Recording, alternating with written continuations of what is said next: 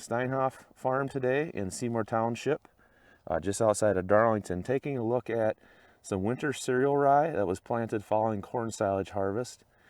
And Steve was a recipient of a Nature Conservancy cost share grant, and we're just going to go through a couple of thoughts that Steve has so far. We're out in this field. The soybeans are planted. I'm going to just zoom down here so we can take a little bit of a look. I do have the row opened up, and you can see they're just starting to bend and come up through the top. Pretty good root growth. And also just taking a look at some of the soil structure, a little bit of the benefits of this cereal rye cover crop that was planted last September and then had really good growth then again this spring. So these soybeans were no-tilled in.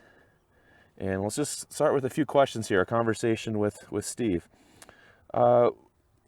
Steve, when you thought about this program, what were some of your goals, I guess, when you thought about planting this cereal crop, this rye cover crop? Well, my main goal was not to lose too much soil to erosion. And this field isn't very erodible, but yet it does if it's a heavy rain. And this rye really went down nice, and I don't think the soil stayed put just where it was. We seeded it right over corn. We chopped the corn off.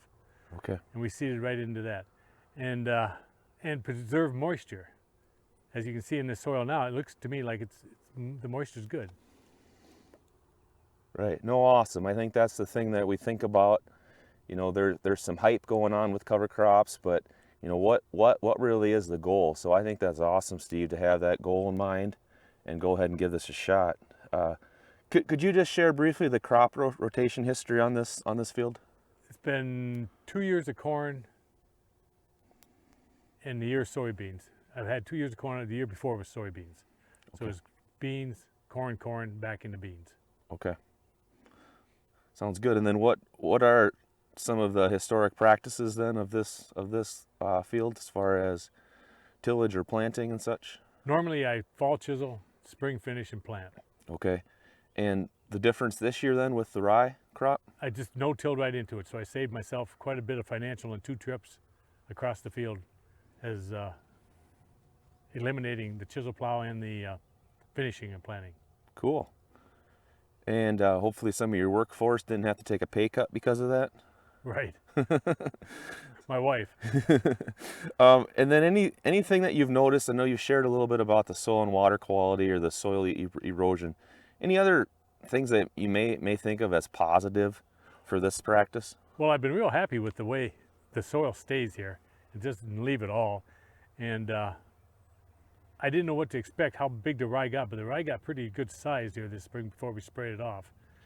And I'm just this is my first year doing this, and I'm just kind of learning as we go here too, myself.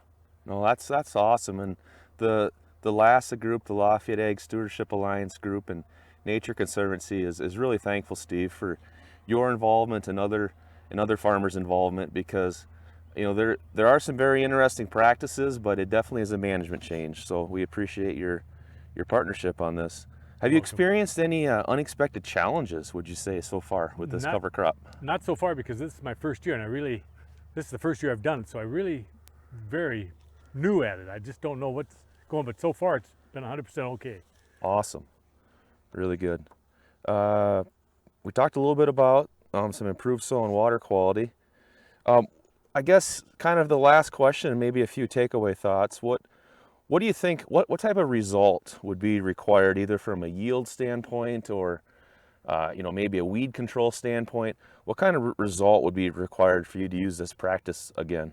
Well, as long as it results in the same yield as conventional tilling. I have a pretty decent farm here, and I get pretty good yields. And if we can get 70 plus bushel of beans here, 75 bushel of beans, I'll be very happy, which is my normal run of beans on this farm.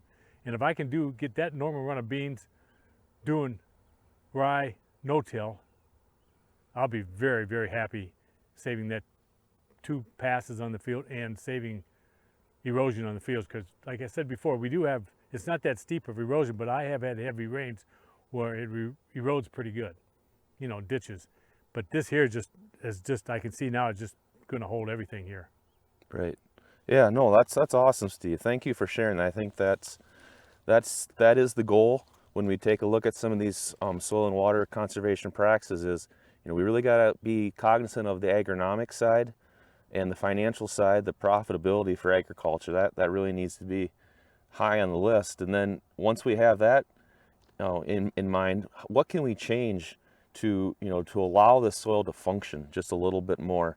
And the soil did not really need us to till it then. So how can we allow the soil to kind of function moving forward? And we'll just zoom back in just briefly here on this piece that we pulled up, and we kind of open this up and see what these roots are holding as far as soil and some of the structure. That's one thing about soil, and especially high quality soil, is its ability to form new structure quickly, and with lots of different microorganisms working in there. We found some worms doing their thing, opening up the soil for a little bit more increased water infiltration, so we can store that moisture for our crop. Any other final thoughts, Steve? No, we'll just have to wait and see. Like I say, it's my first year at it, but I'm very pleased so far, and we'll just wait and see what happens. But it looks good, and it looks like I'm going to be pleased at the end. Awesome. Well, thanks a lot, Steve, for the time this morning. We'll let you get back to it, and thank you for anyone who is helping out fund some of these projects. This is Josh Kamps, Lafayette County Extension.